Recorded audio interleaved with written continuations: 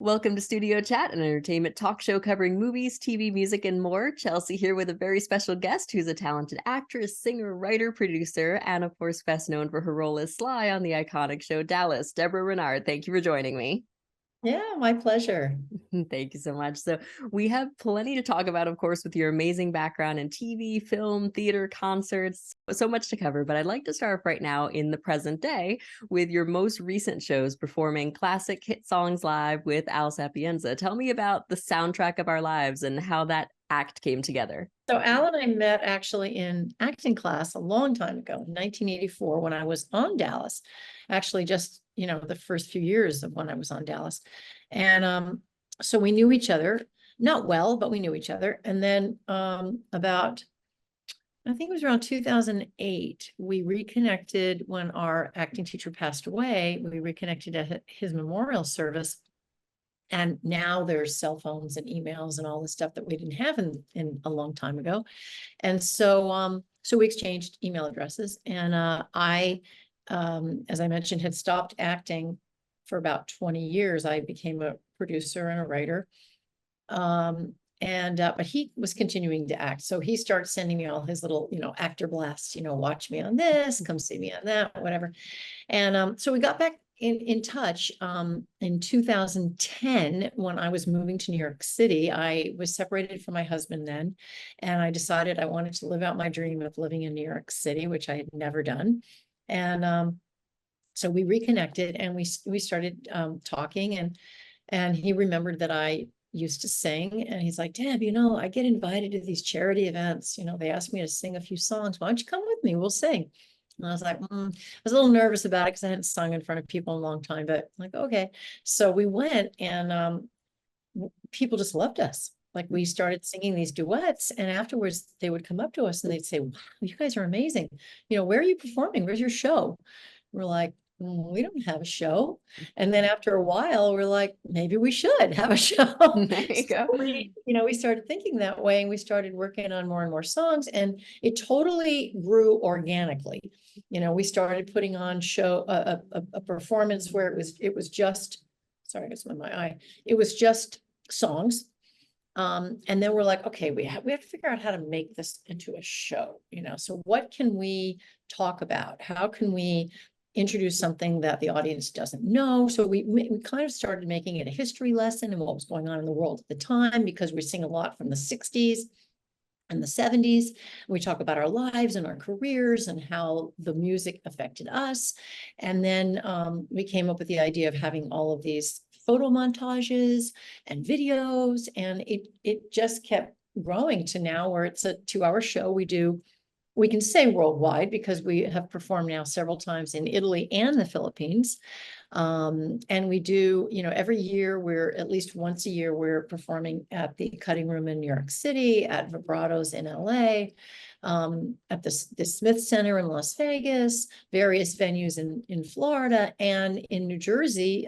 Last year, we performed for 8,000 people at the PNC Bank Art Center. We opened for Peter Noon of Hermit's Hermits. And this year, we're actually going to open for The Fifth Dimension, also for 8,000 people. So that's very exciting for us. But for me, it just gave me a chance to fulfill a part of my dream as a performer that I hadn't fulfilled, which is to be a singer on stage, and so it's a fun show. It's a show that afterwards everyone is on their feet singing and dancing and laughing and coming up to us and saying, I can't remember the last time I had so much fun. Because we just revive everybody's memories of those great hits. Every song in our show is a hit song. So every single song people identify with, they remember, they loved, and we have this incredible band. Our musical director is Barry Manilow's musical director for 25 years. And so we're very lucky. We fly him in and he puts together the band for us. And it's just a terrific time. We have a great time.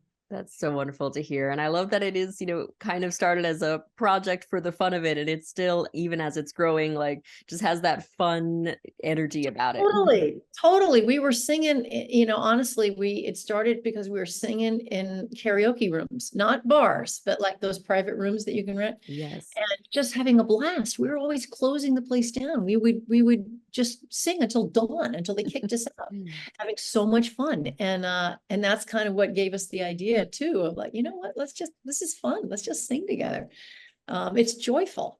Absolutely. Well, joyful and fun is, what the world needs a lot of the time, but especially when you can bring back happy memories of specific Totally. songs and good times in people's lives. It's always a great energy to spread. Yeah, I think so. I think it's something we really need right now. And I think that's also why people respond so well to it. Definitely. Well, seeing as you are a very talented vocalist and you said it was something that you had done but hadn't really fulfilled and now you've come back to it. So had acting and singing been kind of simultaneous experiences for you, or did you have one before the other? Well, so I fell in love with the Broadway musical in high school. I was cast as Sarah Brown in Guys and Dolls, Ah, and love it. I was just like in heaven. I couldn't believe it. That in one format, one could sing, dance, and act, all the things I love to do. I was like, this is amazing. So I did a bunch of shows, and I decided, one day after one of the shows was over, and I was completely depressed that it was over. And I was trying to figure out, oh man, what am I going to do? And then it was like one of those cartoons where a little light bulb went off, and I just thought, I'll be an actor. There'll always be another show. So simplistic, but that was it. That was literally the moment I decided to be an actor. That was my career choice. And I never looked back. But what happened was I was very fortunate in that I got an agent immediately, like right out of high school. I think I was still in high school almost when I was doing my first headshots and, doing my first commercial auditions. And I was very fortunate in that I had a certain all-American look that was very popular at the time. And I was very energetic and enthusiastic, and I was just, wanting to work. And so I got very lucky, and I was doing national commercials right off the bat. My agents couldn't believe it. And then, like, basically my third theatrical audition, I got on the #1 show in television. I got on Dallas, and it was like, no one could believe it. I couldn't believe it. But it happened. I was really, really lucky. But it was also like I had wanted to go to New York to be on Broadway, and I was on the #1 show on television. And it was sort of like, well, gosh, do I leave the #1 show on television to go to New York and like be a starving actor and try to be on Broadway? Oh my God. And I just couldn't quite do it. I was like, no, I don't know. I just couldn't quite figure out how to do that. So I didn't. And then Dallas kept running forever. It was on for 13 years. I was on it for 10. And by the time it was over, it was kind of a different stage of my life. And now I'm 30, and now I want to get married and have a child. And, so that dream kind of got put to the side until, isn't life funny? Until I separated from my husband in 2010. And I had a son then who was going into 7th grade. So everybody told me that's a transitional year. So if you're going to move, it's now or wait till he goes to college. So I thought, oh my gosh, I think maybe the universe is handing me the opportunity to fulfill my dream and live in New York City. So, and I'd started writing plays, and my first play was optioned off Broadway. So I was like, wow, okay, I think I better go. So I went. Oh, that's great. I mean, yeah, sometimes it's, strange life circumstances, even, sometimes unpleasant things can turn a wave into more pleasant things and even fulfilling your dreams. I mean, that's amazing. I couldn't believe it. And I really literally have felt like I've kind of done this full circle thing where I'm now living in New York where I wanted to be when I graduated high school, and singing. I'm not on Broadway. Maybe I still will, but I am singing Broadway songs because there's a lot of songs in our show that are from Broadway. So I sing all my favorite Broadway hits. Oh, that's great. Yeah, it's also fulfilling that original high school Sarah Brown dream too, of bringing back the musical theater stuff too. So fun. Yes, yes, which is really interesting because I tell people now, you know what? You just never know. You It's so just never true. know. Like I never thought I would be starting a whole new career in my 50s. You know, like, wow, who does this?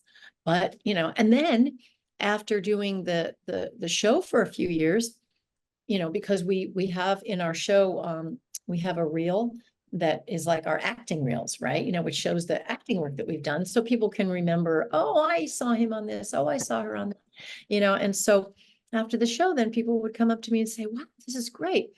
You know, what are you acting in now? And I'd be like, well, I don't really act anymore. I kind of stopped that. I sort of thought I was too old. And they're looking at me like I'm insane. And what's wrong with you? Are you kidding me? So I thought, huh, maybe I should go back to acting. There you So I go. got that a few years ago, you know, and that's been going well. I'm very fortunate. I did an episode of FBI Most Wanted and Law and Order, and the pilot of a CBS show called East New York, and some movies on Hulu. One's called Appendage, which is still playing, and some Lifetime and Hallmark movies. And so, yeah, so one never knows where life is going to take one. Exactly. No, and it's a great example of that. And I feel like especially in the entertainment world, it's the most unpredictable probably when it comes to an Completely. industry. I don't believe that there is such a thing as, you know, kind of like aging out of it or anything like that. And certainly, I mean, you're very young. Like saying in your 50s is old is preposterous because you're very young, you look great, you sound great, everything about you is like the same as you were when you're on Dallas, I swear. So it's Oh, you very know, sweet. it's great that you were able to, you know, kind of realize that for yourself and get back into the acting and performing worlds and everything. And I feel like also in entertainment, a lot of it goes easily hand in hand, just like musical theater is, you know, the triple threat in that sense. You know, you're doing the singing, Yeah. seems almost natural that you would get back into the acting and just that performing arts world again.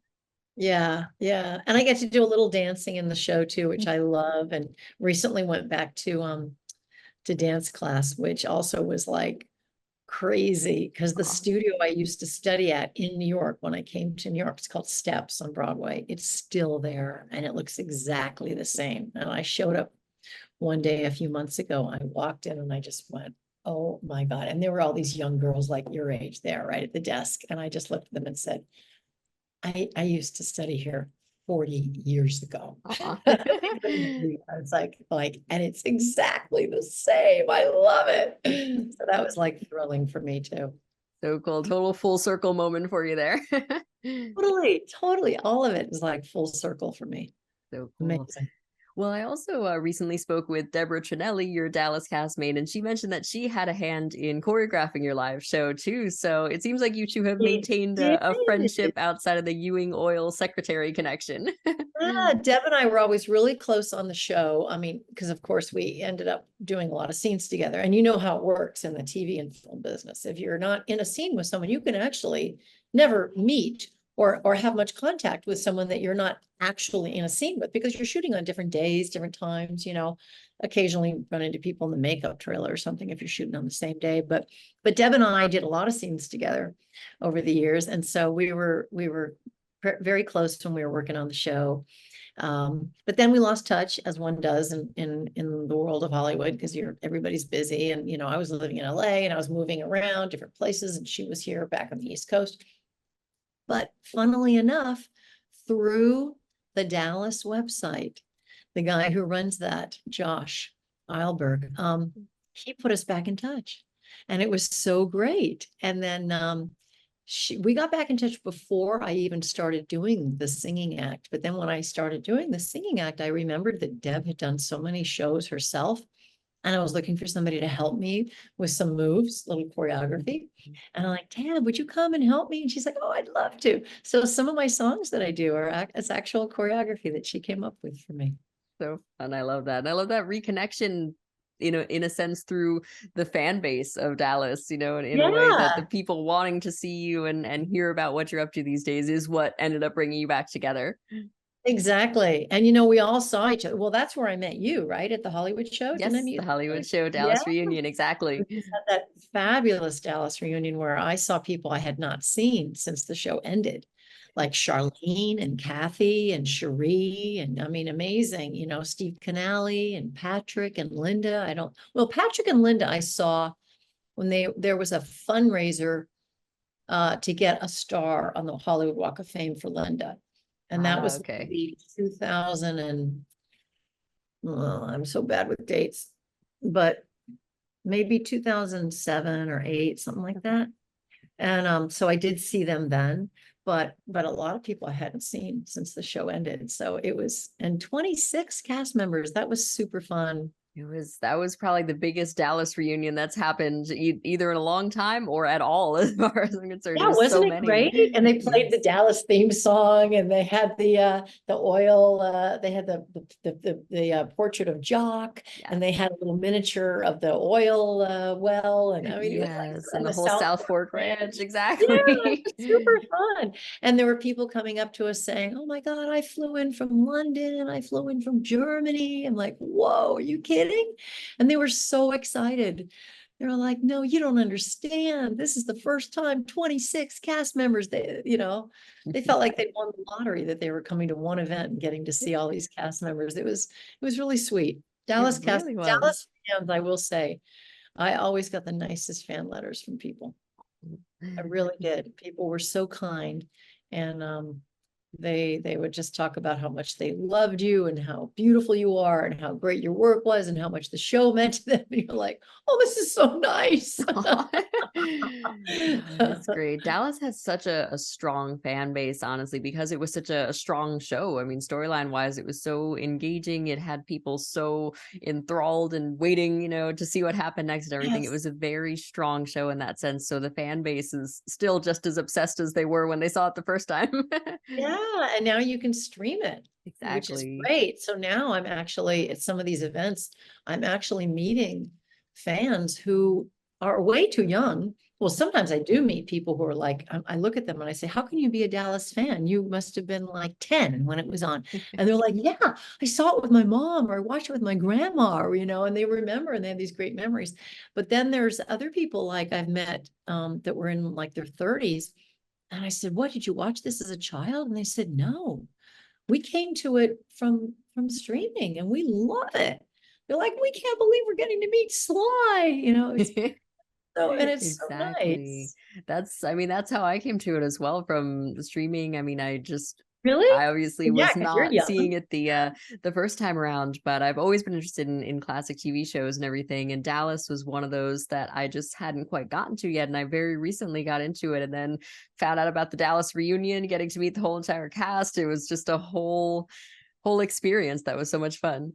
Yeah. Oh, that's great. I'm glad you were there. Yeah, definitely. So, I mean, speaking of the role of Sly, of course, I mean, you had what was probably the most intense role of all the Ewing secretaries, Sly, the one who got blackmailed. So, how did you Oh, approach that storyline? And also, did they give you any kind of warning about it, or did you just walk in one day and find out that Cliff had something on your family? yes. Yes. They're very tight-lipped. Mm.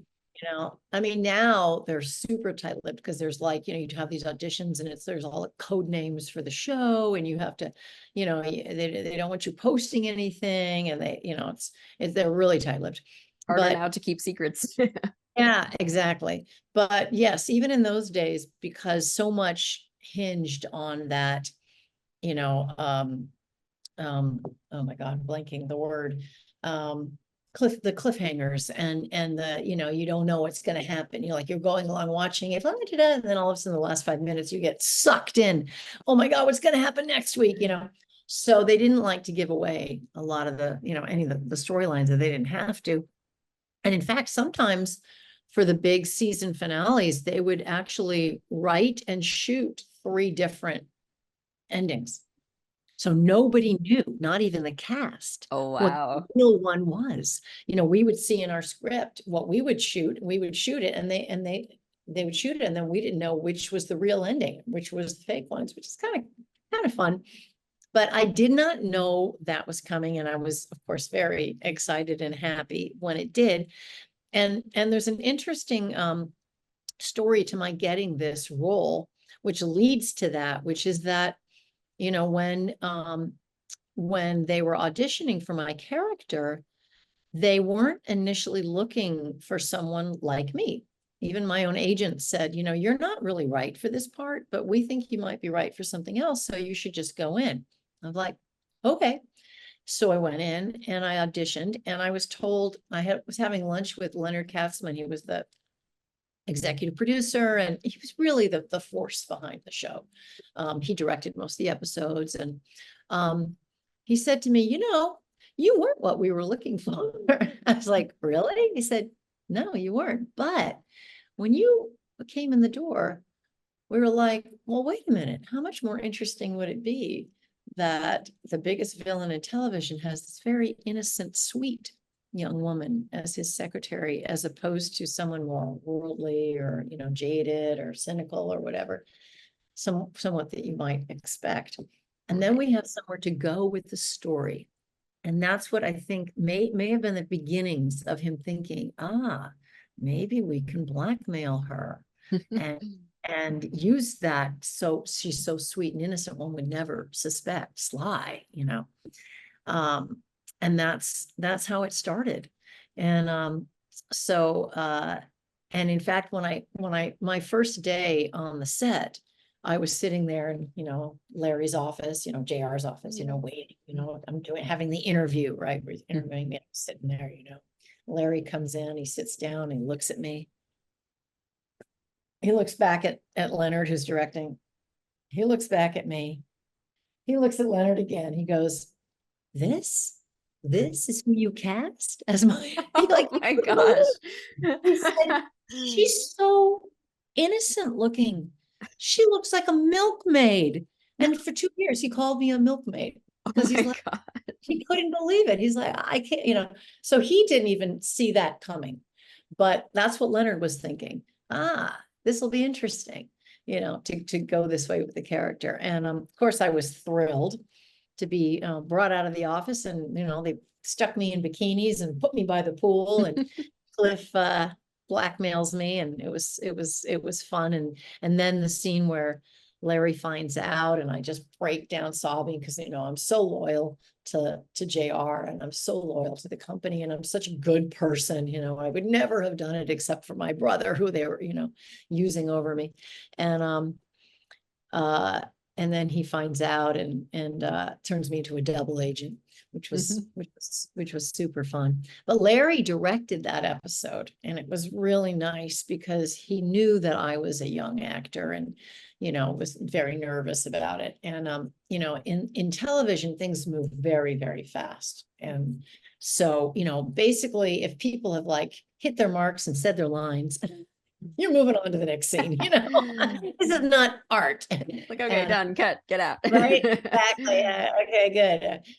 But he knew that this was an important scene for me, and he was directing it, and he had me do it, several times, and he was giving me notes, and it was really sweet. He wanted me to do a really good job because he knew how important that was to me, and he really did kind of take me under his wing. He was like a mentor to me, That's great. And it was wonderful because I grew up watching him on I Dream of Jeannie, like everybody As else. did I. Exactly. Major Nelson, he was so cute and handsome and funny, and he was so good at those pratfalls, and I just couldn't believe that I was getting to work with Major Nelson. That's so fun. I love that. And it's just so funny also, that contrast, because obviously we all love Major Nelson, and then you hear all these wonderful stories about how just kind and great to work with Larry Hagman was, and then having that contrast with the character of JR is just so dramatic, and such a credit to him as an actor, really. Polar opposites, those two characters, they couldn't have been more different. But I always said that I think that part of the reason that he was so good in that role is because he understood humor and comedy, and he brought a lot of humor to it. He relished being the bad guy, right? And that's kind of what made him, the bad guy we love to hate, because he had that relish and that humor that he brought to it. It wasn't just one color. And I think that was very smart on his part. And in fact, here's something else the executive producer, Leonard Katzman, told me one time. He said, we were having lunch, and he said, this show wasn't originally centered around J.R. Ewing.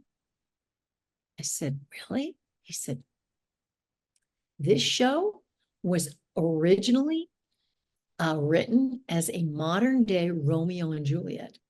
This was a feud between the Barnes and the Ewings, and the main characters were Bobby and Pamela. They were the Romeo and Juliet of their time. Right. It's like, wow, I didn't know that. I said, yeah, that's how it started. But you know what happened was Larry was just so interesting in that role. He brought so much to it that, you know, everybody, the attention just went, whoop, what is he doing over there? You know, Exactly. and the writers just started writing for him. And if you think about it, there was so much more ways to go with the show with that, you know. It was just, they realized, there's so many more opportunities and possibilities if this is really what the show is about, instead of so Pamela and Bobby became, you know, secondary to what was going on with JR. JR just took over, as he does. Just took over. Yeah. That's great. I mean, aside from your own storyline and of course with the blackmail and everything we just discussed, what were some memorable moments of the show for you, whether you had personally played a part in them or just as an observer as you saw things going on over that course of time? Well, I will say that in all the years I was on that show, we never had a serious rehearsal. Not once. And so Larry and Patrick were both practical jokesters. They loved pulling pranks.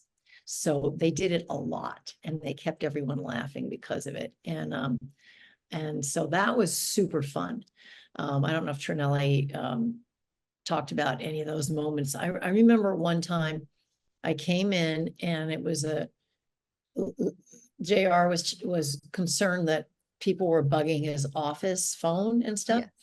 And so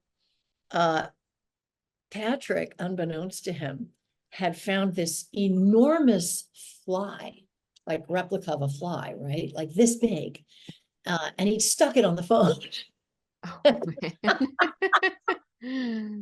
So when Larry came in and he didn't notice it initially, and then we start shooting, and all of a sudden he looks over and he goes, I think someone's bugging JR, you know, Ewing Oil. And he looks over at the phone and there's this huge fly there. A literal bug. It was pretty funny. It was pretty great. You know, it's so hard because it was all so much fun. It was, I really couldn't believe that I was lucky enough to be on that show and to be on it for 10 years. And to be with such great actors, Howard Keel and Barbara Bel Geddes. And Barbara Bel Geddes was wonderful. We only did like a few scenes together, but she once, after we did our first scene together, she sent me flowers. I couldn't believe it, how classy that was. I was like, oh my God. Very sweet. And I kept the card. Barbara Bel Geddes sent me flowers. Oh. Yeah, no, really terrific. That's so cool. Well, I mean, also, I feel like because the show was so long running and it had such an adoring public in a sense, you know, they kept it going. I feel like you guys had a lot of time to make good connections with each other because no matter what, you had to work together. You were all together. So it's so wonderful to hear that it wasn't, you know, necessarily a bad thing that you were all stuck together for that amount of time. Oh no, it was like a real family. In fact, it was very sad when after the last show that CBS hadn't really made up their mind if they wanted to pick it up or not. So we were hearing that we might be canceled, but it wasn't definite. So our last wrap party was sort of like, well, maybe I'll see you, maybe I won't. You know, it was kind of weird. It honestly would have been better if they had just said, okay, this is it, we're not picking it up. And then we would have had that final, you know, moment. But Leonard, being the classy guy that he is, he called us all individually to tell us, you know, sorry, the show's not being picked up. But he was a classy guy. I liked it. Oh, but then what was great is that they did the movie, the JR Returns movie a few years later. So at least I got to see everybody then. And that was fun. And that was also fun because they did a lot more with my character. They did some funny things with my character where I was like drunk in the bathtub, and I was going against JR, and that was like totally against my character because I'd finally realized, maybe he's just a scumbag. Like finally realized. All those years I was so loyal to him. Yes. And that's what was so interesting about the Sly character too. And you talking about that kind of innocence that she had. It's like she was in on a lot of stuff. She knew some of the dirty dealings that JR was doing and was still just like going along with it. Somehow I always excused it because I don't know, I think I just admired him and was appreciative to him, especially because early on him helping me with my brother and Cliff Barnes and not firing me and not getting me in trouble on. But it was funny, one of the last episodes, when he was like, everything was going wrong for him. He was at his lowest point. And he came to me, to Sly's apartment. Talk about being shocked. I'm reading the script, and I'm the only person on the show who hasn't slept with JR, basically the only woman. And suddenly I'm like, what? I'm going to do what now? Can I sleep with it? Holy cow, I couldn't believe it. But it was really funny because Leonard was directing that episode, and he sat down next to me. He says, so think of yourself like Florence Nightingale, it's sort of like, taking pity on the guy. Like, oh my God, funny. But that was kind of a fun scene too, because it was so out of character. Right. It's true. So different. I was like, wow, I really am the last person to sleep with J.R. Ewing. Oh my gosh. That's right. At the same time, with his track record on the show, I guess it was just bound to happen. They had to get to it at some point. I know. They're like, well, there's nobody else left. I guess we better do Sly. Oh my gosh. That's so funny. But that's also soap operas for you too. I mean, at the end of the day, they sometimes can get a little out of out of sequence, out of character, but it's to keep an interesting storyline going and being like, what haven't we done yet, in a sense, I guess. Exactly. Well, of course, Dallas was also not your only soap opera experience. You spent a good amount of time on Days of Our Lives as well. That's true. That was actually right after we wrapped on Dallas. I got a nice role on Days of Our Lives. I was the third Dr. Whitney Baker. I was Roman's love interest, Drake Hogestyn.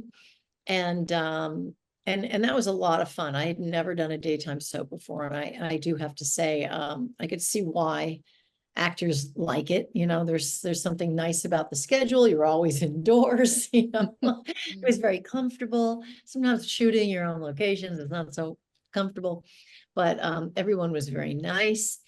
And I enjoyed it. And Drake was great. He was super nice. And we had a good relationship. And then what's her name? Oh gosh, I never watched the show. Marley, I think was her name. Marilyn or Marley, the woman who was his love interest for years and years and years. Decided to come back. She wanted to have a film career.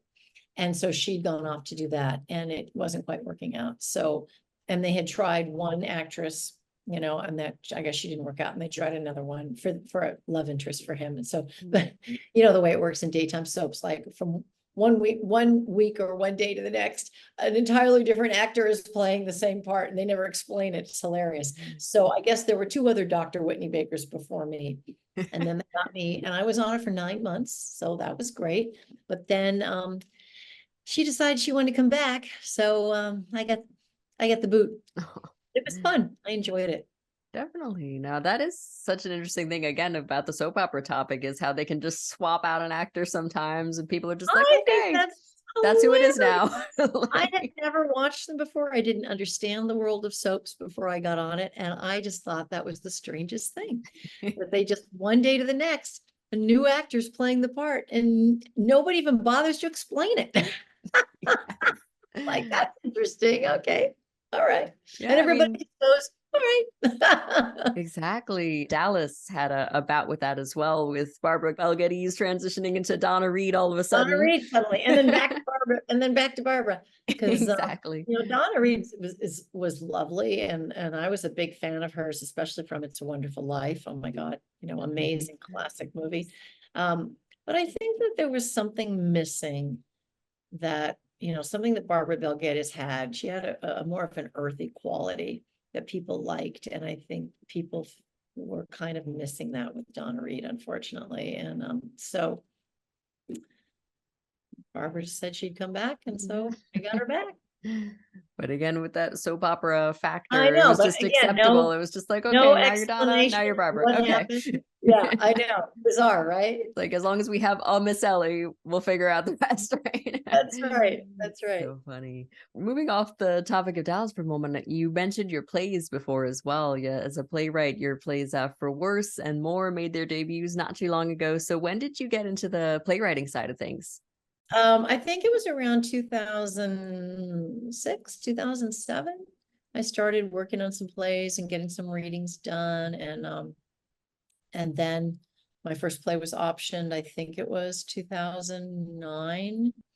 And then I did some more readings, and then I finally got a production of my second play in 2016, the New Jersey Repertory Theater Company. And more has not been produced yet, but fingers crossed, there's some people in LA possibly interested. We're going to do a reading of that at a theater in LA probably in the next couple months. Okay, great. And I've done some readings. And Dana Delaney did a reading. My last reading was with Dana Delaney and Carla Cugina. And so amazing. So we'll see, fingers crossed. Definitely. No, that's great. I mean, it's still just another creative outlet. Yeah, it's really fun and interesting. And sometimes actors, I do things where I, would talk to younger actors or whatever and try to give advice. And one of the things I do say is that if you have any interest in writing, it's a good avenue to explore. First of all, because you can write parts for yourself. And second of all, because it gives you an insight into your characters that you're just seeing it from a different angle, and can be very helpful with your acting, and vice versa. Actors are tend to be very good writers, because we instinctively know what our character would say or wouldn't say. So we're very good with dialogue, even if we don't understand structure. Structure you still have to learn, but with dialogue we're very good. And I used to work with my ex-husband a lot. Before I was writing, I worked with him, giving him notes on scripts and working in development with him, because I just had a natural instinct about knowing, where things worked and where things didn't work because of my acting. That makes sense, definitely. I feel like there is a little bit of writing in a sense, whether it's not necessarily writing a whole play of your own, but when you are acting, you do kind of delve into a character's background. A lot of actors will come up with a whole backstory that isn't in the script, just to get into character. Yeah, absolutely. Absolutely. Yeah. And So then people don't necessarily know what it is, but it adds a layer, that adds an area of depth that you somehow is more interesting. yes, that's true. So I'd also like to ask you about your time starring in Lionheart, not only with Jean-Claude Van Damme, but also Harrison Page, who was part of the Hollywood show Yvette, where the Dallas reunion took place as well recently. Yes, that's right. Yeah. So I had a wonderful time shooting that. And again, that was also pretty close to being right after Dallas ended. I think I shot that in 1990, and that's pretty much when Dallas ended. So that was really fun for me. And a big departure, that character for me. Right? I mean, totally different from my little innocent good girl Sly. And I was happy to get the part. And I got to wear, full length furs, and that was fun. And I enjoyed it. Harrison is a wonderful actor.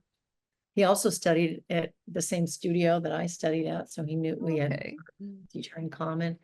And Jean-Claude at the time, after that, unfortunately, I think he got a little full of himself, and it's really sad, because he was doing very well, and this movie did very well. It became a cult hit, and he was in such good shape. Like I was amazed. I would sit there and watch them shoot those fight scenes.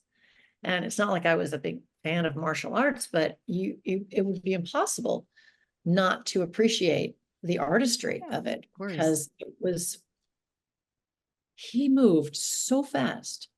My brain couldn't compute what he was doing as fast as he was doing it. I was like, oh my God, oh my God, so it was stunning.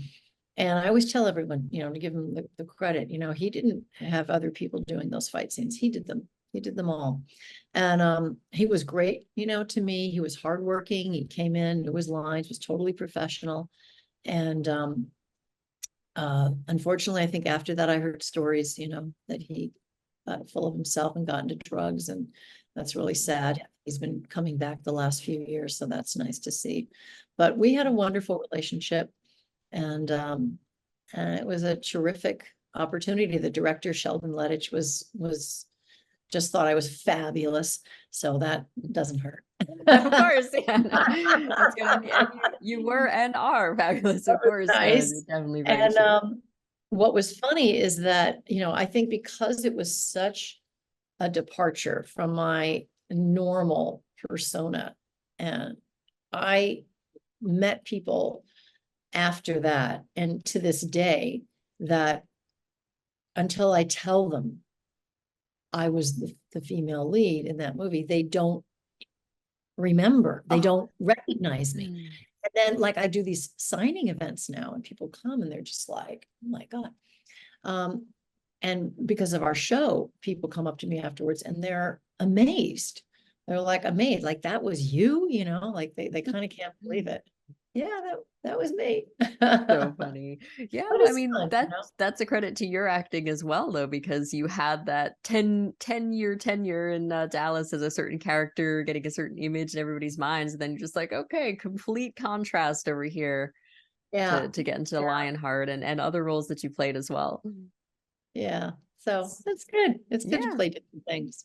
Definitely. Well, and so like you mentioned, you have been more active lately in the film and TV world as well. You've had quite a few roles over the past few years, like the Hulu film Appendage, and also the Family's Feud with your singing Oh, partner Al there. So, tell me a little bit more about some of the more recent acting experiences.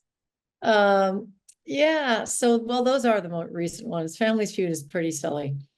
That just came about because somebody asked Al to be in it. They were friends of his, and then we just happened to be coming back from a show in Florida, and he's like, "Dad, you want to come with me? We're gonna go up to Rhode Island and shoot a mafia movie." And I was like, "Okay, whatever." So I show up there, and they stick a chauffeur hat on me and an outfit, and they're like, "Oh, you can be the driver." I mean, it was really silly, really, Yeah. but whatever. It was fun. Um, and Appendage was great. That was also, I think, a bit of a departure for me. I played a very, very uptight mother, um, who I don't know that she's exactly the reason why her daughter is so screwed up, but I think in a lot of ways she didn't help. She was very like OCD, like everything has to be perfect. And I think her daughter felt this kind of pressure. And it's an interesting movie. If you like thrillers, it's not my genre of movie, but people who like thrillers really like it. It's fascinating. She has this thing growing inside her, and then it tries to take over her. And so it's well done too, actually. I think the special effects were very well done, and I think it was shot beautifully. We shot that down in North Carolina. And so, and then I did the pilot for East New York, shot it right across the river here. And that was super fun. I got to play another bad girl, like a very upscale realtor who's in league with a nefarious developer, maybe think of Donald Trump. And so they're in league, and she gets caught. But that was a super fun part too. I liked doing that. Very And that was a cool. great cast. That's great. You also recently joined the roster of Era's talent agency, so congratulations on that. Anything you'd Well, like thank you to very much. Yeah, Yeah. I'm very excited about that. That came about actually because of our last couple of shows. Amy Lord, who's one of the partners there, saw me at the show we did in February at the Cutting Room in New York, and then also in Los Angeles at the Grotto Grill. And I think Al had worked with, Amy's married to an actor, and Al had worked with that actor in a Van Damme movie. Oh, That's what a small world Hollywood is. it And truly is, even so when you're he in New mentioned, York. yeah, so he had mentioned to John, Amy's husband, that, Deb's kind of looking for new representation because, a lot of agencies didn't make it through, first you have COVID, but then all last year, nobody was working between the writer's strike and the actor's strike. Yes. So I was amazed any agency could have made it through that. But so the agency I was with, the head of the agency left. My agent became a realtor. Oh, So the agency was still around, but it was very different. And I was a little like, oh, I don't know, and I'm not sure. Maybe I should be looking to go someplace else just because I don't have time on my side. I really should be working now. And I'm not 20 years old anymore to wait for them to kind of find their feet again. And then it just happened that Al, said to John, Deb's kind of, interested in, new representation. And so they came to see me and they saw me twice and they loved the show. And they said, we would absolutely love to represent her. And that was really nice. We went out to lunch and it was lovely. Then when they were here in New York, we all went out to dinner and we just clicked right away. I felt like this is a woman that she's down to earth. She used to be an actor. So she really understands the business, and a successful actor, and she's got one daughter at least who's here in New York, wants to be studying acting. I can't remember if she said she had another daughter who's also interested in the business, but yeah, just a really, really good person, works hard, and I heard good things about the agency. So yay. cool. That's great. Very exciting stuff. And I love that it still kind of comes back and ties to your show that you're doing, that in a sense, all these new doors and opportunities are opening up from this project that you're just having fun with. Like it's such a wonderful sequence of events, I feel like. Yeah, isn't that funny? I know. I keep marveling at that. It's so funny. And we constantly marvel that something that we basically created just because we love to sing together has turned into a successful show Yeah. that people love to see. And now thousands of people have seen. Like that's phenomenal, Well, especially again, late in life, most people aren't starting new careers in their 50s. it's a credit to your talents, though. I mean, you guys are entertaining and engaging, and people are loving what they're seeing. So, how do you go about choosing the set list for that as well? I mean, given that you have a couple of decades worth of music that you're kind of digging into, what has helped narrow that down? Oh boy. Yeah, we individually just both really thought of the songs that meant something to us really personally. I mean, all these songs really mean something to us. And then we also would take into account, every song needs to be a #1 hit. We want every single song to be something that people go, oh, I love that song, and it's one after the next. And because Al was in Beatlemania, so we have Beatles songs.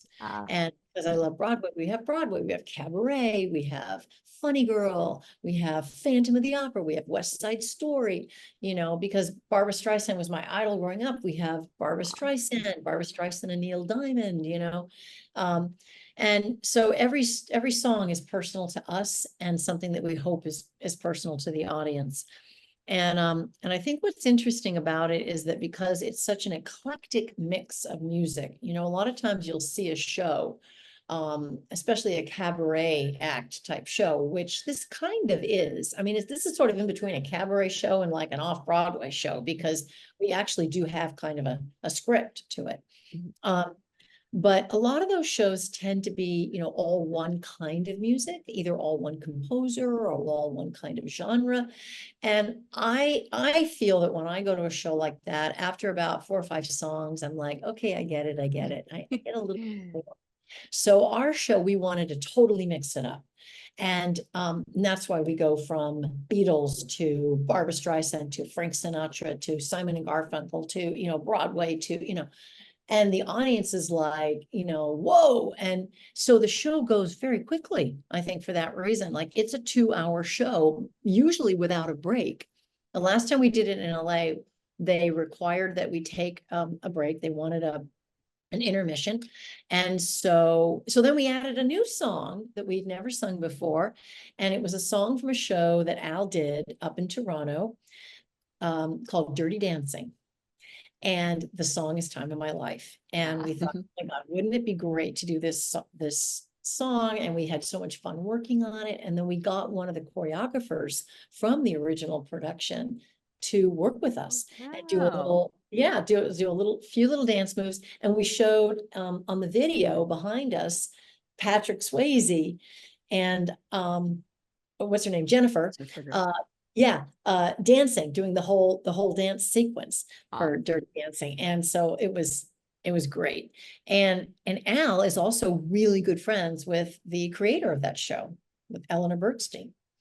And so it all again was like history, you know, it's his history, and it's a song that, you know, and also it's so perfect for us, because here we are singing the time of my life, and we're having the time of our life doing this show. So the audience went crazy. We opened the second act with it, and they were like, everybody's up singing and dancing and having a great time. And it's also a happy song.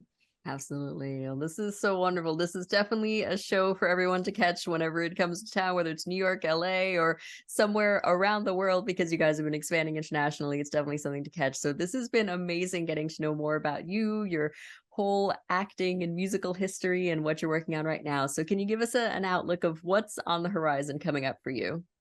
Well, like I said, in September, we're opening for the Fifth Dimension. Yes. And I'm also actually writing, hopefully my play More will get produced, and I actually want to play one of the parts in it. Initially I wasn't going to, but now I kind of want to. So see if I can work that one out. And that will probably be in LA. So I'll let you know about that, because you're based in LA, right? Yes, exactly. Okay, all right, let you know about that. And then I'm also writing a television series based on this act, based on Al and my doing this show. Like, basically 2 actors in their 50s, you know, suddenly getting together, putting together a show, you know, just because they love to sing together, and not expecting it, you know, that anything's going to happen with it. And it turns out to be, oh my God, this successful show. And because there's a lot of funny characters in our life, and I thought that would be an interesting thing to write. So writing that. Cool. That's so exciting. We'll definitely keep a lookout for that and hope to hear more on that. And also with your plays, with the soundtrack of our lives, and any other exciting projects that you have coming up. So we'll keep a lookout for that. And thank you so much for your time today. This has been so much fun. Thank you. You're so welcome, Chelsea. Take care. Thank you. You too.